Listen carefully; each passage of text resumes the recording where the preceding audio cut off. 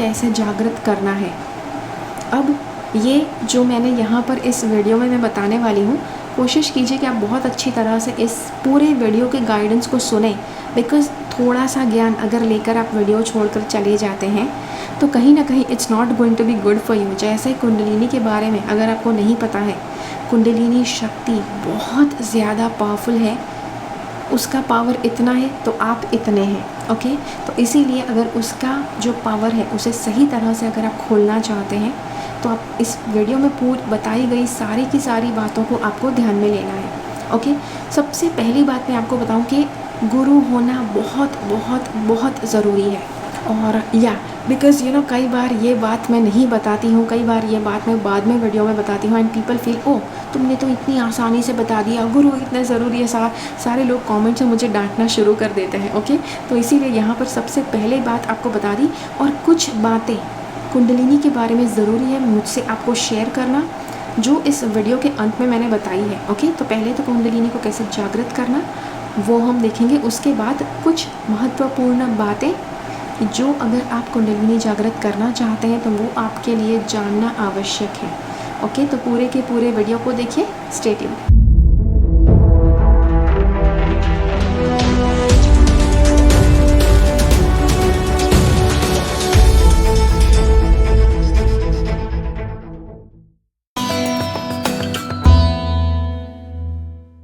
सबसे पहली मेथड कौन सी है?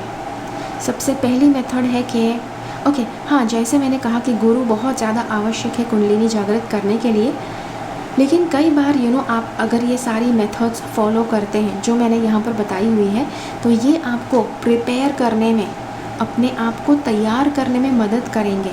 अब आपका जो माइंड है, अगर आपने माइंड से सोच लिया कि आपको कुंडलिनी जागृत करनी है तो वो मेंटल प्रिपरेशन हो गया कि मानसिक तौर पर आप तैयार हैं कुंडलिनी जागृत करने के लिए। लेकिन आपका जो शरीर है, आपकी जो ऊर्जामय शरीर है, वो दोनों तैयार होने चाहिए कुंडलिनी जागरण के प्रोसेस के लिए।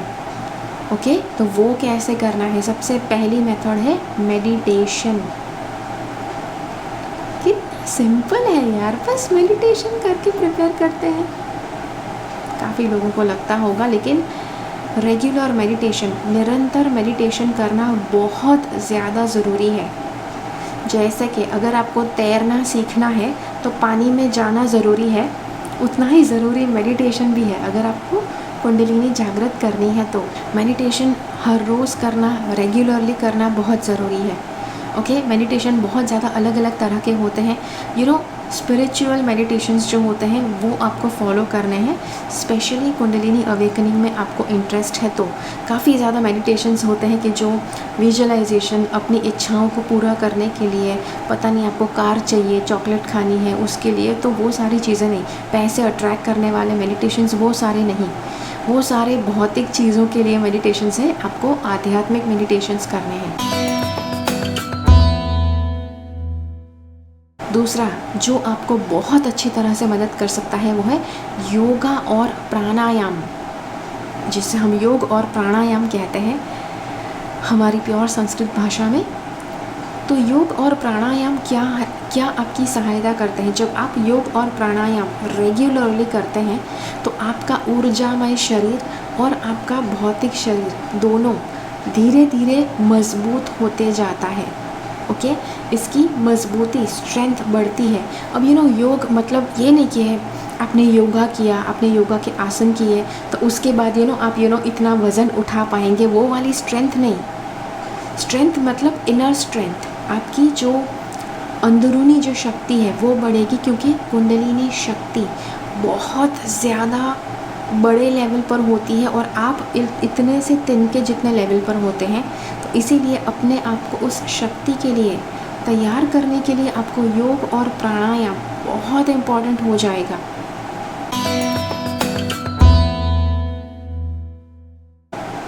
अब योग कितने प्रकार के होते हैं? योग तो बहुत अलग अलग तरह के होते हैं। तो बहुत ही अच्छे जो हैं कि जो आपकी सहायता कर सकते हैं कुंडलिनी जागरण प्रोसेस में, वो है एक तो हठ योग है।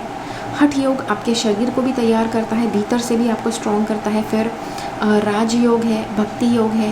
ओके, क्रिया योग है। मैंने आपको काफ़ी वीडियोस में बताया हुआ है क्रिया योगा के लेसन्स के बारे में, जो परमहंस योगानंद जी ने बनाए थे। बहुत ही सर्वश्रेष्ठ है, अगर आप कर सकते हैं तो वो ज़रूर कीजिए।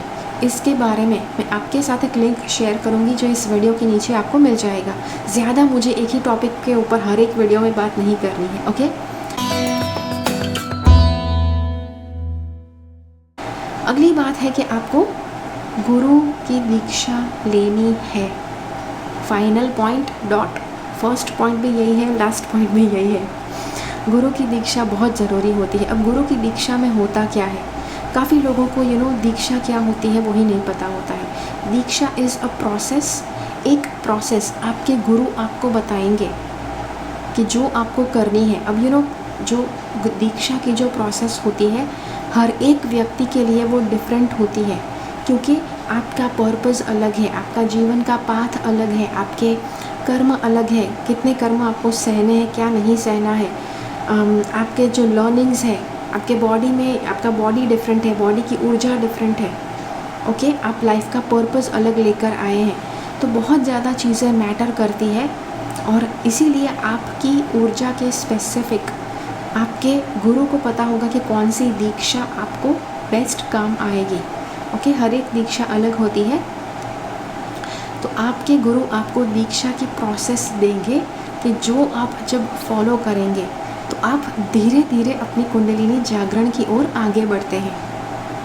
अब दीक्षा ऐसा नहीं कि आपको दीक्षा का प्रोसेस दिया मतलब अगले दिन कुंडलिनी जागरण हो गई, ऐसा नहीं। दीक्षा उसी तरह से आपके गुरु आपको देंगे कि जब आप 100% रेडी हो जाए भीतर से, तभी आपकी कुंडलिनी जागृत होगी, ओके। अदरवाइज़ वो जागृत नहीं होगी, वो वो बिना वजह के या फिर अनहेल्दी तरह से जागृत नहीं हो जाएगी, ठीक है। तो जी हाँ, अगली बात जो मुझे बतानी है वो है कि आपका जो इरादा है, आपकी इच्छा कि आपको कुंडलिनी जागृत करनी है, वो इच्छा भी कई बार इतना बड़ा इंस्पिरेशन बन जाती है कि वो धीरे धीरे आपकी ओर अपने आप आपके गुरु को आकर्षित करती है। अपने आप आपके पास स्पिरिचुअल मेथड्स आना शुरू हो जाती है कि जिसके लिए आपको इच्छा होगी कि हाँ चलो ना ये भी करते हैं। तो आपकी जो इच्छा है वो भी बहुत बड़ा कैटलिस्ट साबित हो सकती है आपकी कुंडलिनी जागरण की मार्ग के ऊपर, ओके। तो ये थे सारे पॉइंट्स कि जो आपको कुंडलिनी जागृत करने में मदद कर सकते हैं। अब कुछ इम्पॉर्टेंट बातें जो आपको बतानी मुझे आवश्यक है। ये सवाल बहुत बड़ा है, ये सवाल इतना ज़्यादा मुझे पूछा जाता है, प्रीति कितने समय में कुंडलिनी जागृत होती है, कितने समय में चक्र ओपन हो सकते हैं, या फिर मुझे ईमेल्स आते हैं, प्रीति तुम कितने समय में मुझे कुंडलिनी जागृत करके दे सकती हो भाई। हाँ भाई, चलो भाई 1 लाख रुपए दे दो, कुंडलिनी जागृत कर दो। ऐसे ही मतलब हो सकता तो काफ़ी लोग, आज तक तो पूरी दुनिया अवेकन हो जाती, राइट। पैसे देकर सिर्फ कुंडलिनी जागृत करवा सकते तो, लेकिन ऐसा नहीं है। कुंडलिनी आपकी जागृत कब होगी दुनिया का कोई व्यक्ति नहीं बता सकता है। फिर कुछ इंटेलिजेंट लोग होते हैं जो क्या करते पता है, मुझे ईमेल करते हैं और मुझे बताते हैं कि तुम मेरा रीडिंग करो, टैरो रीडिंग करो कि मेरी कुंडलिनी कितने समय में जागृत हो जाएगी।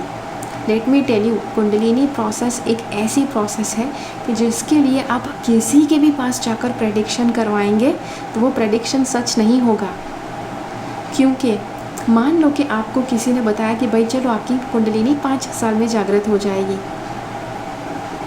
और आपका रिएक्शन क्या था, ओके, आपका ओ माय गॉड 5 साल, इतने समय तक कौन करेगा ये सब, ओह ये तो बहुत ज़्यादा है, ये है वो है। आप थोड़े बहुत आलसी हो जाएंगे और आप वो सारी प्रैक्टिसेस में धीमे हो जाएंगे, धीरी हो जाएंगी आपकी सारी गति प्रैक्टिस करने की।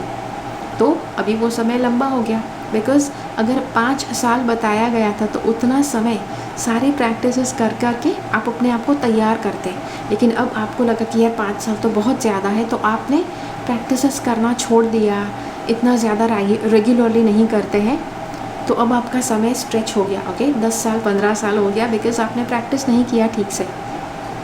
दूसरा केस क्या हो सकता है, मान लो कि आपको या आपने कहीं पर पढ़ा है कि कुंडलिनी तो सालों के साल, जन्म के जन्म लगते हैं जागृत होने के लिए, और आपको प्रेडिक्शन में आया कि भाई आपकी कुंडलिनी 5 साल में जागृत हो जाएगी।